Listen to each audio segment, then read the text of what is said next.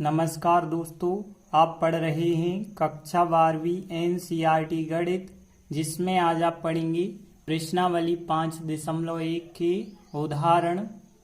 तो देखते हैं, पहला उदाहरण है x बराबर 1 पर फलन f(x) बराबर 2x + 3 के सातत्य की जांच कीजिए। मतलब हमें पता करना है यह फलन x बराबर 1 पर सतत या संतत है या नहीं। तो देखिए, हम सतत वर्ड इस्तेमाल करते हैं, संतत और सतत एक ही बात है। तो कैसे हम चेक कर सकते हैं कि फलन सतत है या सतत नहीं है। तो देखिए यहाँ पे कैसे करेंगे। तो सबसे पहले तो हमने लिखा हल। अब देखिए x बराबर 1 पर हमें संतत सिद्ध करना है या सतत सिद्ध करना है, और एक हमें फलन दिया गया है, एक बिंदु दिया गया है। तो सबसे पहले हम x बराबर 1 पर लिमिट का मान ज्ञात करेंगे। तो x बराबर 1 पर लिमिट का मान पहले हमें ज्ञात करना होगा। तो लिमिट x सूचित करता 1 और फलन रखना होगा f(x). और देखिए इसका मान कितना आएगा। लिमिट x सूचित करता 1 और f(x) का मान कितना है, 2x + 3 है। तो f(x) का मान 2x + 3 रखा। अब देखिए लिमिट अप्लाई कर देंगे, मतलब x का मान यहाँ पे आप 1 रख देंगे। तो देखिए यहाँ पे 2 × 1 + 3, मतलब 2 एकम 2 और 3 5 प्राप्त हो जाएगा। तो x बराबर 1 पर लिमिट का मान हमने ज्ञात कर लिया है। अब हम x बराबर 1 पर फलन का मान ज्ञात करेंगे, मतलब f(a) ज्ञात करेंगे। a का मान होता है 1, तो f(1) ज्ञात करेंगे। और इस फलन में यदि आप 1 रखते हैं तो 2, 1 + 3 और यहाँ पे भी आपको 5 प्राप्त होगा। तो हम कह सकते हैं यहाँ x बराबर 1 पर, यहाँ x बराबर 1 पर लिमिट का मान, लिमिट x सूचित करता 1 f(x) का मान बराबर आ चुका है f(1) के। इसलिए हम कह सकते हैं x बराबर 1 पर फलन f(x) सतत है। अतः x बराबर 1 पर फलन f(x) सतत है। इस प्रकार उदाहरण 1 कंप्लीट हुआ। उदाहरण 2 देखते हैं। जांचिए या जांच कीजिए कि क्या f(x) बराबर जो x वर्ग फलन है वो x बराबर 0 पर संतत है या सतत है या नहीं। तो देखिए हमें 2 चीजें ज्ञात करनी होंगी, लिमिट लगा के फलन का मान। तो देखिए हमने लिखा x बराबर 0 पर हम ज्ञात करेंगे लिमिट लगा के फलन का मान, मतलब लिमिट x सूचित करता 0 और f(x) रखेंगे। और देखिए फिर f(x) का यदि हम मान रख देते हैं तो लिमिट x सूचित करता 0, f(x) का मान कितना है, x वर्ग। और यदि आप लिमिट अप्लाई करते हैं, मतलब x का मान 0 रखेंगे, तो 0 का वर्ग कितना आएगा, 0 आएगा। तो देखिए x बराबर 0 पर लिमिट का मान तो हमने ज्ञात कर लिया है। अब हम x बराबर 0 पर फलन का मान ज्ञात करेंगे, मतलब f(a) ज्ञात करेंगे। a का मान 0 है तो f(0) ज्ञात करेंगे। तो जो फलन दिया गया था उसमें मान रखेंगे, तो 0 का वर्ग। तो देखिए 0 का वर्ग 0 ही प्राप्त हुआ है। तो हम कह सकते हैं यहाँ x बराबर 0 पर, यहाँ x बराबर 0 पर लिमिट लगा के फलन का जो मान आया है वही मान f(0) का आया है। मतलब हम कह सकते हैं x बराबर 0 पर फलन सतत है। अतः x बराबर 0 पर फलन f(x) सतत है। उदाहरण 2 भी कंप्लीट हुआ।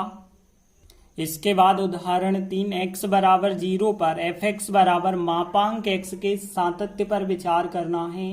देखिए जब भी हमें मापांक दिया जाए तो मापांक को हम 2 भागों में विभक्त करते हैं।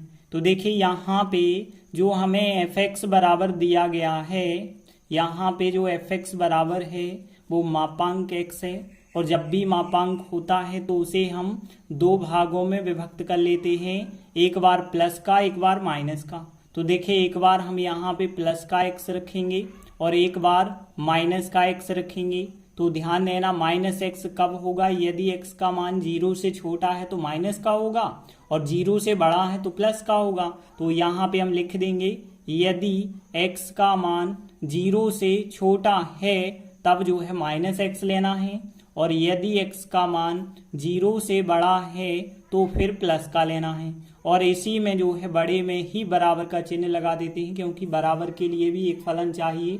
और अब ध्यान देना, जब भी यहाँ छोटे के और बड़े के चिन्ह लग जाते हैं तब आपको left hand limit, right hand limit ज्ञात करनी होती है। फलन का मान भी ज्ञात करना होता है, 3 चीजें ज्ञात करनी होती हैं। तो देखिए हम x बराबर 0 पर चेक करना चाहेंगे, तो यहाँ पे हम x बराबर 0 पर पहले निकालेंगे left hand limit. Left hand limit निकालेंगे, जो कि कैसे निकाली जाएगी, लिमिट और फिर यहाँ पे x 0 के लिए निकाल रहे हैं तो x सूचित करता 0। अब यहाँ पे देखिए लेफ्ट हैंड लिमिट जब निकालते हैं तो माइनस चिन्ह यहाँ पे लगाते हैं और देखते हैं 0 के लेफ्ट में, मतलब 0 से छोटा फलन कौन सा है, -x है, तो -x लिखेंगे। अब देखिए यहाँ पे चाहें तो आप h के रूप में बदल सकते हैं फलन को, या फिर डायरेक्ट लिमिट अप्लाई कर देंगे। तो यहाँ पे देखिए x का मान 0 रखेंगे तो 0 ही हमें प्राप्त हो जाएगा। अब हम राइट हैंड लिमिट निकालेंगे, तो हमने लिखा तथा x बराबर 0 पर अब हम निकालने वाले हैं राइट हैंड लिमिट। तो देखिए राइट हैंड लिमिट कैसे हमें निकालनी होगी, लिमिट x सूचित करता 0 और फिर प्लस का चिन्ह, क्योंकि राइट हैंड लिमिट निकाल रहे, 0 से बड़ा फलन कौन सा है, x है। और यहाँ पे यदि आप मान रखते हैं लिमिट का डायरेक्टली, क्योंकि h के रूप में बदलना चाहें तो बदल भी सकते हैं, लेकिन डायरेक्ट रखना चाहें तो भी रख सकते हैं, तो 0 रखेंगे तो 0 ही आंसर प्राप्त होगा। दोनों तो बराबर आ गए। अब हम फलन का मान ज्ञात करेंगे, तो देखिए x बराबर 0 पर फलन का मान मतलब fa ज्ञात करना है, मतलब fa का मान 0 है तो f0। तो देखिए 0 के लिए कौन सा फलन बराबर है, तो देखिए बराबर 0 के लिए फलन है x के स्थान पे 0 रखना है, तो यहाँ भी 0 आ गया है। हम कह सकते हैं यहाँ x बराबर 0 पर लेफ्ट हैंड लिमिट का मान बराबर आ चुका है राइट हैंड लिमिट के, और यह बराबर है f0 के, अतः x बराबर 0 पर फलन fx सतत है। इस प्रकार से उदाहरण 3 भी कंप्लीट हुआ। इसके बाद उदाहरण 4, दर्शाइए कि फलन fx दिया गया है, x बराबर नहीं है 0 के लिए यह फलन, x बराबर 1 0 के लिए 1 फलन है। सिद्ध करना है x बराबर 0 पर फलन सतत नहीं है। तो देखिए यहाँ तो छोटे बड़े के चिन्ह नहीं लगे हैं, तो आपको left hand limit, right hand limit ज्ञात करने की आवश्यकता नहीं है, सीधा आप लिमिट लगा के फलन का मान और fa ज्ञात करेंगे। तो देखिए यहाँ पे हम x बराबर 0 पर left hand right hand limit नहीं ज्ञात करेंगे, सीधा लिमिट लगा के फलन का मान ज्ञात करेंगे। लिमिट x सूचित करता 0 fx, और ध्यान देना यहाँ पे लिमिट लगा के जो fx लिया जाता है वो बराबर नहीं है वाला फलन होता है। तो देखिए बराबर नहीं है वाला फलन कौन सा है, x घन प्लस 3। तो देखिए और आगे यदि हम करेंगे तो लिमिट x सूचित करता 0 और fx का मान आपको क्या रखना होगा, जो 0 के बराबर नहीं है, मतलब x घन प्लस 3 आपको रखना होगा। और देखिए फिर यदि आप लिमिट अप्लाई करते हैं, इसे h के रूप में बदलने की आवश्यकता बिल्कुल नहीं है। तो देखिए यहाँ पे x का घन मतलब 0 का घन आ जाएगा, और फिर प्लस 3, 0 का घन 0 प्लस 3 होगा, तो आंसर कितना आया, 3 आया। अब देखिए हम x बराबर 0 पर फलन का मान ज्ञात करेंगे, तो हमने लिखा तथा x बराबर 0 पर फलन का मान मतलब a का मान है 0, तो f0 ज्ञात करेंगे। तो 0 मतलब बराबर वाला फलन लेना होगा, बराबर वाला फलन कितना है, 1 है। तो देख सकते हैं लिमिट लगा के फलन का मान और f0 के मान बराबर नहीं आ रहे हैं, तो हमने लिखा यहाँ x बराबर 0 पर लिमिट लगा के जो हमने फलन का मान निकाला है वह बराबर नहीं आ रहा है f0 के, अतः हम कह सकते हैं x बराबर 0 पर फलन fx सतत नहीं है, अतः x बराबर 0 पर फलन सतत नहीं है। इस प्रकार से उदाहरण 4 भी कंप्लीट हुआ। इसके बाद देखिए उदाहरण 5, उन बिंदुओं की जांच कीजिए जिन पर अचर फलन fx बराबर के सतत है। तो देखिए अब आपके पास बिंदु तो है नहीं, तो सबसे पहली चीज आपको कोई बिंदु लेने होंगे रियल नंबर में से। तो मान के चलते हैं x बराबर c एक रियल बिंदु है, तो देखिए हम मान के चले x बराबर c कोई वास्तविक संख्या है। देखिए हमारे पास फलन का मान क्या है, fx बराबर k दिया गया है और यदि आपके पास कोई फलन दिया जाता है, कोई बिंदु दिया जाता है, तब आप दो चीजें ज्ञात करते हैं, लिमिट लगा के फलन का मान और फिर सीधा एफ ए का मान। तो देखिए अब हम क्या ज्ञात करेंगे, x बराबर c पर लिमिट लगा के फलन का मान ज्ञात करेंगे। तो लिमिट x सूचित करता c और fx लेंगे। तो देखिए फिर fx का मान रखेंगे, लिमिट x सूचित करता c और fx का मान कितना है, k है।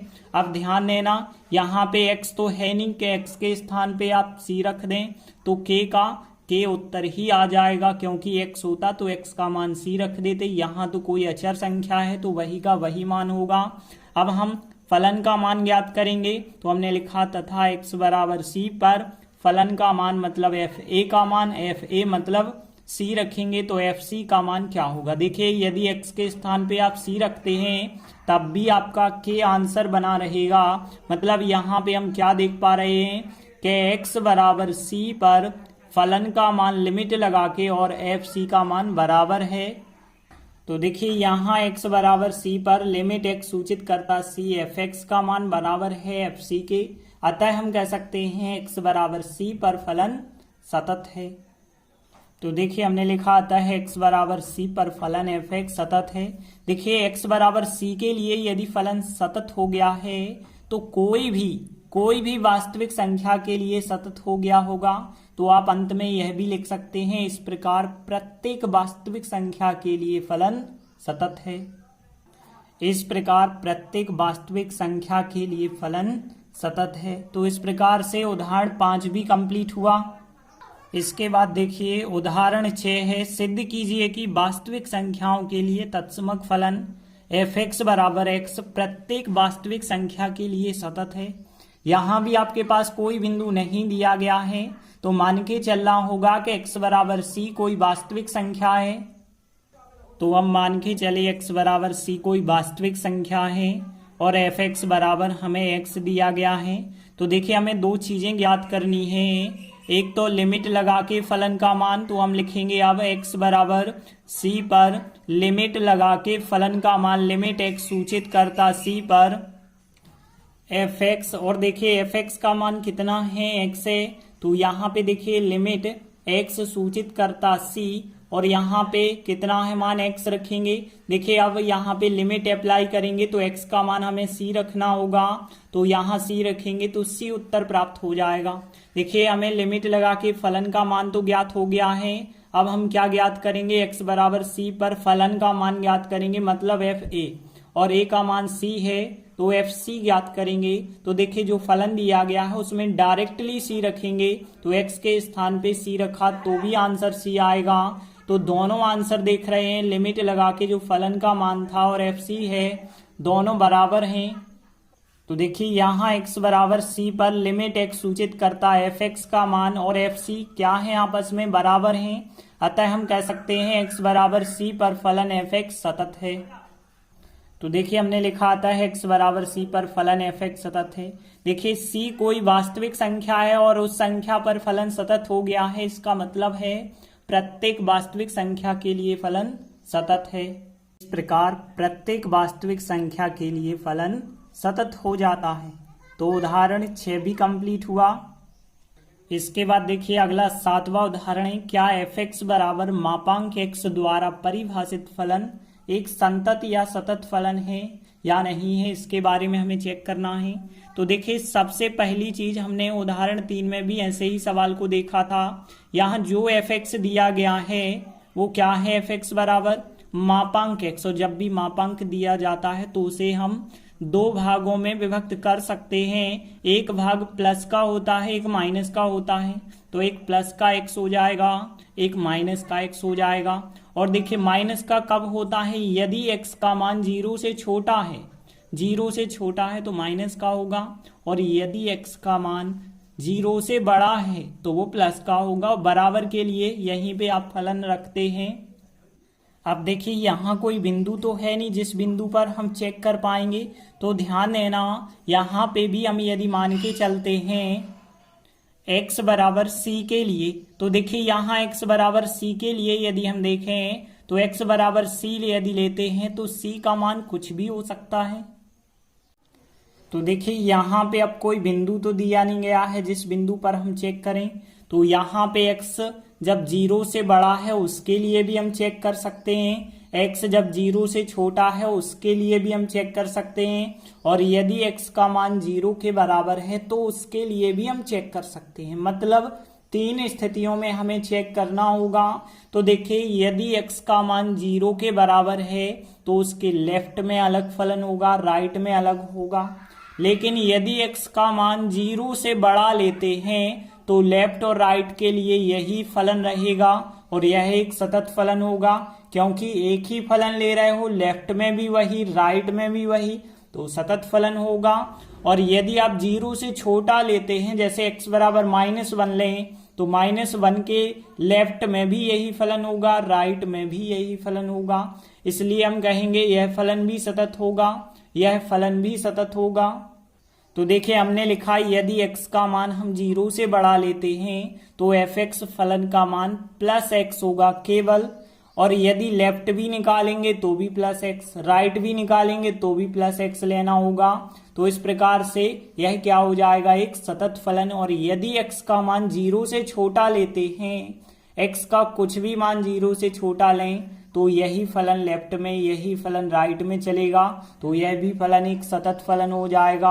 अब हम केवल x बराबर 0 पर ही चेक कर पाएंगे कि यह फलन सतत है या सतत नहीं है। तो अब हम केवल x बराबर 0 के लिए सातत्यता का परीक्षण करेंगे। तो देखिए x बराबर 0 के लिए लेफ्ट में अलग फलन है, राइट में अलग है, मतलब यहाँ left hand right hand limit आपको ज्ञात करनी होगी। तो देखिए यहाँ पे हम x बराबर 0 पर पहले तो ज्ञात करेंगे लेफ्ट हैंड लिमिट। अब लेफ्ट हैंड लिमिट कैसे ज्ञात करनी होगी, लिमिट x सूचित करता 0 माइनस चिन्ह, क्योंकि लेफ्ट हैंड लिमिट की ओर संकेत है। देखिए 0 के लेफ्ट में कितना है, माइनस का x है, और यदि आप यहाँ पे डायरेक्टली लिमिट अप्लाई कर देते हैं, देखिए h के रूप में बदलेंगे, ऐसा भी आप कर सकते हैं, या फिर देखिए डायरेक्ट लिमिट अप्लाई करेंगे तो -x का मान 0 रखेंगे, -0 मतलब 0 प्राप्त होगा। तथा अब हम राइट हैंड लिमिट ज्ञात करेंगे, तो x बराबर 0 पर राइट हैंड लिमिट, देखिए राइट हैंड लिमिट कैसे ज्ञात करनी होती है, लिमिट x सूचित करता 0 के ऊपर प्लस चिन्ह लगाएंगे, और देखिए 0 के राइट में 0 से बड़ा फलन कितना है, प्लस का x है, और यहाँ भी यदि आप लिमिट अप्लाई करते हैं मतलब x का मान 0 रखते हैं तो 0 ही आ गया आंसर। अब देखिए हम फलन का मान ज्ञात करेंगे, तो हमने फिर लिखा तथा x बराबर 0 पर फलन का मान मतलब f(a) ज्ञात करेंगे, a का मान है 0 तो f(0) ज्ञात करेंगे। तो देखिए बराबर वाला फलन भी यही x फलन है, इस x के स्थान पे 0 रखेंगे तो 0 ही प्राप्त होगा। x बराबर 0 पर तीनों चीजें बराबर आ गई हैं।